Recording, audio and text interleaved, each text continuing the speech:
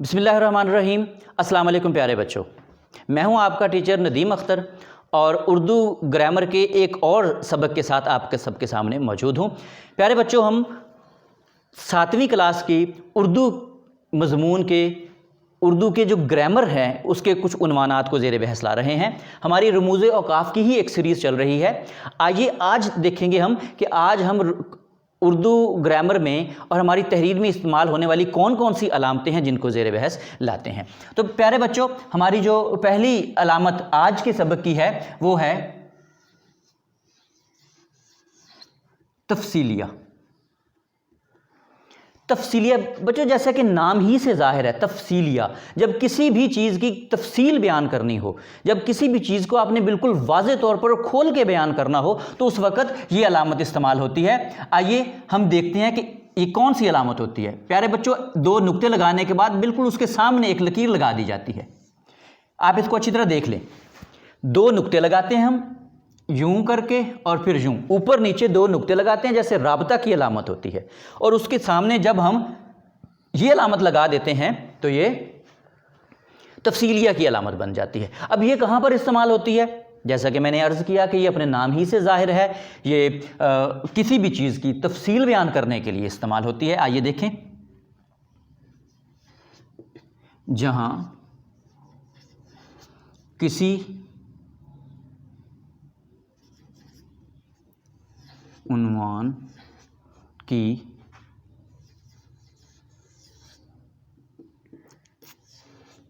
تفصیل بیان کرنی ہو۔ جی بچوں، آپ نے دیکھا جہاں پر کسی بھی عنوان کی تفصیل بیان کرنی ہو وہاں پر ہم تفصیلیہ کی علامت استعمال کرتے ہیں۔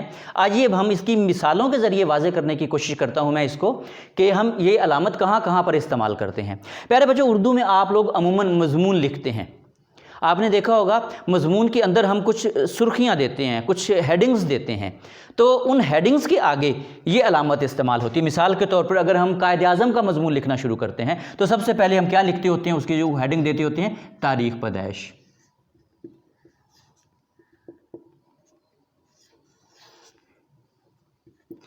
اب یہاں پر ہم کون سی علامت استعمال کریں گے؟ پیارے بچوں، یہاں پر ہم تفصیلیہ کی علامت اس کے آگے استعمال کریں گے۔ اس کا مطلب یہ ہو جائے گا کہ ہم جس موضوع پہ یا جس شخصیت کے متعلق بات کر رہے ہیں اس کی تاریخ پیدائش کے متعلق ہم واضح طور پر بیان کریں گے، بالکل کھل کے بیان کریں گے۔ اجمالاً بیان نہیں کریں گے کہ وہ 1965 میں پیدا ہوا، نہیں، بلکہ ہم اس کا دن بھی بتائیں گے، مہینہ بھی بتائیں گے، ہو سکے گا اگر ہمارے علم میں ہو تو ہم وقت بھی بتائیں گے، سال بھی بتائیں گے، اور موسمہ کا ذکر بھی اگر ہم کرنا چاہیں تو بھی کر سکتے ہیں۔ یعنی اس کی تاریخ پیدائش اس کی پیدائش کے متعلق مکمل معلومات ہم اس عنوان کے تحت لکھ دیں گے۔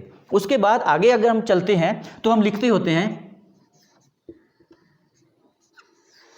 ابتدائی تعلیم۔ یہاں پر بھی ہم نے دیکھیں آپ کے سامنے میں نے یہی علامت لگائی ہے، یہ علامت دیکھ سکتے ہیں پیارے بچوں، تفصیلیہ کی علامت۔ تو اس کا مطلب یہ ہوا کہ جس شخصیت کے بارے میں ہم گفتگو کر رہے ہیں اس کی ابتدائی تعلیم کے بارے میں مکمل تفصیل سے ہم یہاں پر لکھیں گے، مکمل ڈیٹیل یہاں پر مینشن کریں گے، اس لیے ہم نے یہاں پر یہ علامت لگائی۔ یہ علامت ہی یہ بتا رہی ہوگی کہ اس عنوان کے تحت مکمل تفصیل بیان کی جائے گی۔ ابتدائی تعلیم ہے، اعلیٰ تعلیم ہے، یا ان کی وکالت کے بارے میں ہے، ان کی پاکستان کے بارے میں کوششوں کے بارے میں ہے۔ امید ہے آپ اس بات کو سمجھ گئے ہوں گے۔ تو پیارے بچوں، تفصیلیہ کے بارے میں آپ نے اچھی طرح جان لیا۔ میں امید کرتا ہوں کہ یہ آپ لوگوں کو بڑی ہیلپ کرے گا سمجھنے میں کہ ہم نے تفصیلیہ کی علامت کہاں استعمال کرنی ہے اور کیسے استعمال کرنی ہے۔ پیارے بچوں، اب ہم اپنی بات کو تھوڑا سا آگے بڑھاتے ہیں، اور اب جو علامت میں آپ کے سامنے بیان کرنے جا رہا ہوں اس کو آپ نے بڑی توجہ سے سمجھنا ہے۔ یہ علامت بھی بہت زیادہ استعمال ہوتی ہے، لیکن عمومی طور پر ہم اس علامت کے استعمال میں غلطی کر جاتے ہیں۔ یہ علامت کون سی ہے؟ ندائیہ یا فجائیہ۔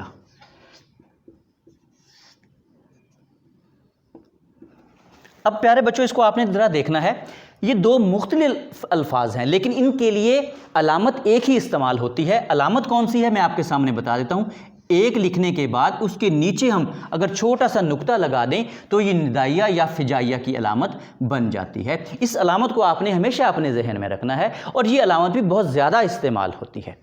ان دونوں کو میں الگ الگ بیان کروں گا۔ پیارے بچوں، سب سے پہلے ہم یہ دیکھتے ہیں کہ ندائیہ کیا ہے۔ ندائیہ کے لیے بھی ہم یہی علامت استعمال کرتے ہیں۔ اب ندائیہ کا جو لفظ ہے وہ ندا سے نکلا ہے۔ ندائیہ کا لفظ کس سے نکلا ہے؟ ندا۔ ندا کا مطلب ہوتا ہے کسی کو مخاطب کرنا، کسی کو پکارنا، کسی کو آواز دینا۔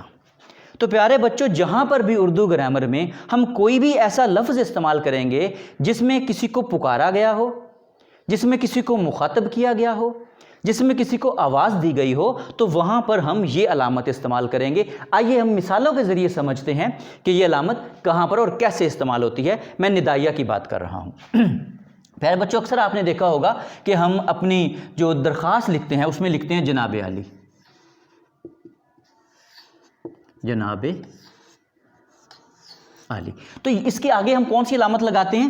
ندائیہ علامت لگاتے ہیں۔ شاباش! یہاں پر کسی کو مخاطب کیا جا رہا ہے نا، یا ہم عموماً لکھتے ہیں جناب والا،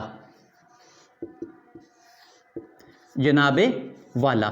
تو اس کے سامنے بھی ہم یہی علامت استعمال کرتے ہیں۔ یا ہم جب اللہ کو پکارتے ہیں اے اللہ، جب ہم اپنی تحریر میں یہ سے لکھیں گے تو اس کے سامنے بھی یہ علامت استعمال کریں گے۔ یا اگر ہم ویسے کسی کو پکارتے ہیں بھائی، او بھائی، او بھائی، تو پیارے بچوں یہاں پر بھی آپ دیکھ لیں کہ اس کے سامنے بھی ہم جو علامت استعمال کر رہے ہیں، ان سب کے سامنے بھی ہم جو علامتیں استعمال کر رہے ہیں وہ ساری علامتیں ندائیہ علامتیں ہیں، ندائیہ علامتیں ہیں۔ تو لہٰذا پیارے بچوں، آپ نے اس بات کو اچھی طرح جان لیا، دیکھ لیا کہ وہ تمام الفاظ جو کسی کو پکارنے کے لیے استعمال ہوتے ہیں، مخاطب کرنے کے لیے استعمال ہوتے ہیں، ان کے سامنے ہم ندائیہ علامت لگاتے ہیں۔ تو ندائیہ کے بارے میں آپ نے اچھی طرح سمجھ لیا۔ اب ہم چلتے ہیں فجائیہ کے بارے میں۔ فجائیہ کیا چیز ہے جی؟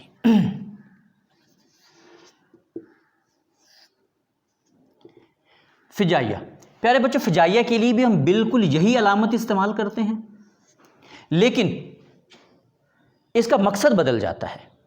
مقصد کیسے بدلتا ہے؟ فجائیہ کی علامت اس وقت استعمال کی جاتی ہے جہاں کسی جذبے کا اظہار کرنا ہو۔ یعنی جہاں پر ہم اپنی کسی جذبے کا اظہار کریں گے، اپنی خوشی کا اظہار کریں گے، غصے کا اظہار کریں گے، نفرت کا اظہار کریں گے، دکھ کا اظہار کریں گے، تو وہاں پر ہم یہ علامت استعمال کریں گے۔ لیکن یہاں پر جب یہ علامت استعمال ہوگی تو اس وقت ہم اس کو فجائیہ علامت بولیں گے، ندائیہ علامت نہیں بولیں گے۔